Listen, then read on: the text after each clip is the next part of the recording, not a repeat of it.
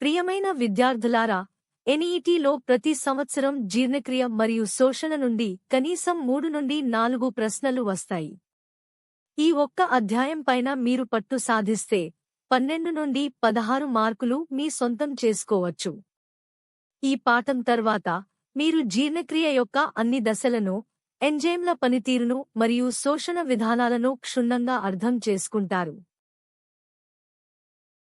జీర్ణక్రియ అంటే మనం తీసుకున్న సంక్లిష్టమైన ఆహార పదార్థాలను శరీరం సులభంగా ఉపయోగించుకోగలిగే సరళమైన రూపాలుగా మార్చే ప్రక్రియ.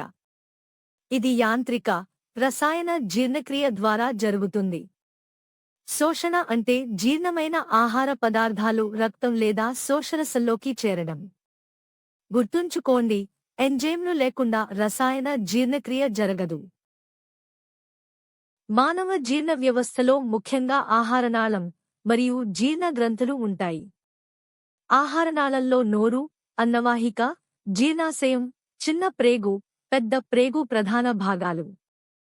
లాలాజల గ్రంథులు, కాలేయం, క్లోమం వంటివి జీర్ణరసాలను స్రవిస్తాయి.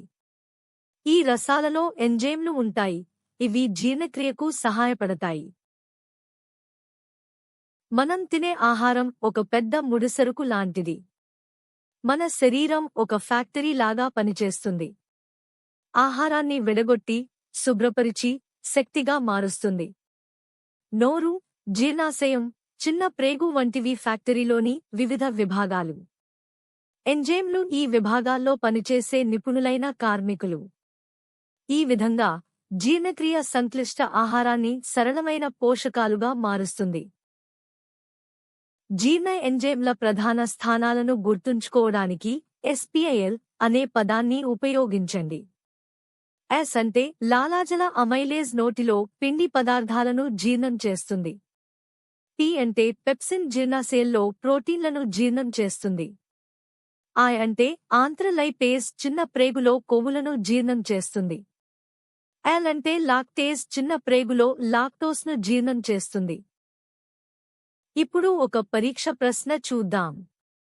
పాలలో ఉండే ప్రోటీన్లను జీర్ణం చేయడంలో ఒక వ్యక్తి ఇబ్బంది పడుతున్నాడు. ఏ ఎంజైమ్ లోపం ఉండవచ్చు? సరైన సమాధానం రెనిన్. పాలలో ఉండే ప్రోటీన్ కేసిన్. చిన్నపిల్లలలో దీని జీర్ణక్రియకు రెనిన్ ఎంజైమ్ చాలా అవసరం. అందుకే సి రెనిన్ సరైన సమాధానం. ఎన్ఈటీలో చాలామంది చేసే పొరపాట్లు ఇక్కడ చూద్దాం. మొదటి సమస్య, పిండి పదార్థాల జీర్ణక్రియ జీర్ణాశయంలో ప్రారంభమవుతుందని అనుకుంటారు. కాని సరైన పద్ధతి ప్రకారం ఇది నోటిలో ప్రారంభమై చిన్న ప్రేగులో పూర్తవుతుంది. రెండవ సమస్య, ముఖ్యమైన పోషకాలు పెద్ద ప్రేగులో శోషించబడతాయి అనుకుంటారు. కాని పోషకాల శోషణ చిన్న ప్రేగులో ప్రధానంగా జరుగుతుంది. మూడవది, క్లోమం కేవలం ఒక జీర్ణ గ్రంథి అనుకుంటారు. ఇది జీర్ణ ఎంజైమ్లతో పాటు హార్మోన్లను కూడా స్రవిస్తుంది.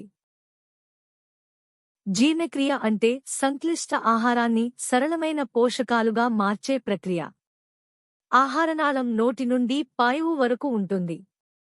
ఎంజైమ్లు జీర్ణక్రియను వేగవంతం చేస్తాయి. జీర్ణమైన పోషకాలు చిన్న ప్రేగులో రక్తంలోకి చేరతాయి. చిన్న ప్రేగు అత్యంత ముఖ్యమైన భాగం, ఎందుకంటే ఇక్కడే పూర్తి జీర్ణక్రియ మరియు ఎక్కువ శోషణ జరుగుతుంది. ఎన్ఈటీ పరీక్షలో జీర్ణక్రియ మరియు శోషణ నుండి చాలా ప్రశ్నలు ఎన్సర్ట్ పాఠ్యపుస్తకం నుండి నేరుగా వస్తాయి. ఎంజైమ్లు, వాటి స్రవించే స్థలాలు, వాటి సబ్స్ట్రేట్లు, వాటి pH పరిధిని ఒక పట్టిక రూపంలో గుర్తుంచుకోండి.